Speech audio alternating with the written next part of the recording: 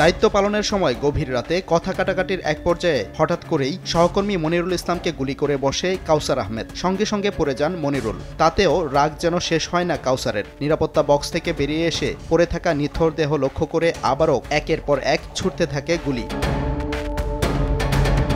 পুলিশের প্রকাশ করা সিসিটিভি ফুটেজে দেখা যায় কনস্টেবল কাউসারের নৃশংসতা। শনিবার রাতে ঘটনার সময় সেই রাস্তা দিয়ে সাইকেলে করে যাওয়ার সময় আরও গুলিবিদ্ধ হন জাপান দূতাবাসের গাড়ি চালক সাজ্জাদ হোসেন। দুটি গুলির একটি তার পেট ভেদ করে চলে যায়। সাজ্জাদ আশঙ্কামুক্ত বলে জানান ইউনাইটেড হাসপাতালের মুখপাত্র।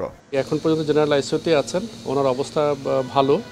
ওনার শরীরে আসলে দুইটা গুলি লেগেছে, একটা পেটে লেগেছে আর একটা হাতে লেগেছে।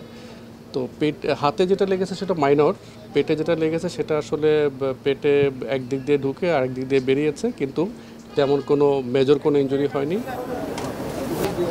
ঘটনার পরপরই রাতেই ঘটনাস্থলে ছুটে যান পুলিশের মহাপরিদর্শক। জানান সোয়াটের মাধ্যমে কাউসারকে নিরস্ত্র করে হেফাজতে নেওয়া হয়। এদিকে পুলিশের ঊর্ধ্বতন কর্তৃপক্ষ জানায় কাউসারকে প্রাথমিকভাবে জিজ্ঞাসাবাদ করা হয়েছে। আদালতের আদেশে 7 দিনের রিমান্ডে জিজ্ঞাসাবাদে ঘটনার মূল কারণ সম্পর্কে জানতে পারবেন তারা। তাদের মধ্যে কোনো বিরোধ ছিল এরকমের কোনো তথ্য আমাদের কাছে নেই।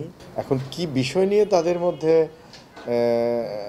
তর্ক হয়েছিল সেটা আমরা শিওর না, এটা কনফার্ম হতে পারি না, হয়তো পরবর্তীতে জানা যাবে। এগুলো তো হয় অনেক সময়, উত্তেজনার বশবর্তী, উত্তেজনার মুখোমুখি জীবনে কেনা হয়েছে কম বেশি, কিন্তু এই ধরনের নির্মমতা তো হওয়া উচিত না। হ্যাঁ, এবং সে কারণে আমরা মনে করি যে এটা তদন্ত করলে হয়তো আমরা বের করতে পারবো।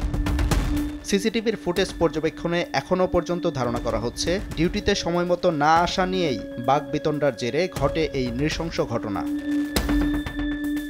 সাদিকুর রহমান, সময় সংবাদ, ঢাকা।